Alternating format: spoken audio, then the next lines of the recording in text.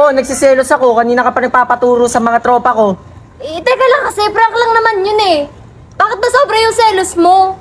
Eh bakit ba doon ka pa nagpapaturo sa mga tropa ko, lalo na sa mga kadikit ko? Kaya ka nga pagsesilosin, di ba?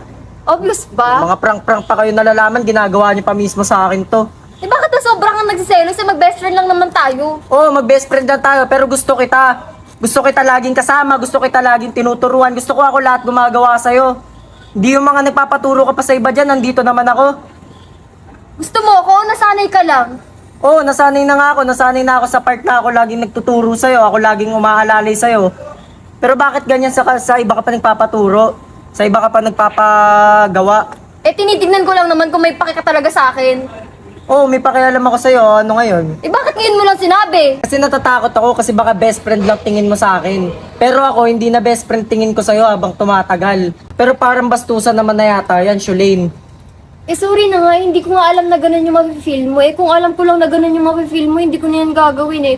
Promise, di ko na uulitin. Huwag ka na magalit. Kahit best friend mo lang ako, Shulane, may nararamdaman din ako. Kahit kaibigan mo lang ako, Shulane, iba rin yung nararamdaman ko. Hindi mo man lang iniingatan yung nararamdaman ko. Kung dumidikit-dikit ka pa sa mga kaibigan ko, alam mo namang kaibigan ko yung mga yun, tas doon ka pa dumidikit. Doon ka pa nagpapaturo ng mga kung ano-ano. Oo, alam kong prank lang to, pero nasasaktan din ako dahil yung mga ginamit mo pa pang prank, yung mga kadikit ko pa na tropa.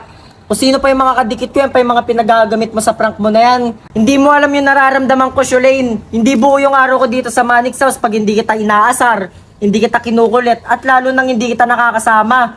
Lalo na pag sumasama ka sa mga tropa ko na yan, kahit prank na yan, nagsiselos pa rin ako. Sorry, hindi ko naman alam na ganun pala yung mararamdaman mo eh. Hindi ko na uulitin, promise. Nag-aalala na naman ako bilang best friend mo eh, pero bakit kailangan mo gawin sa akin yan? Hindi ko naman hinahangad na magustuhan mo rin ako pabalik eh.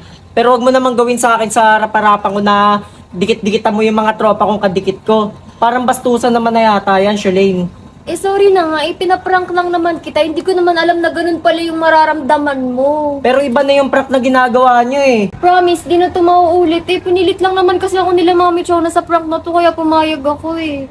Sige, basta promise mo sa akin yan na wag mo nang uulitin yun ha, dahil di mo man lang ba naisip yung nararamdaman ko. Ayoko yung ganitong pakiramdam, Shulane, yung nagsiselos ako.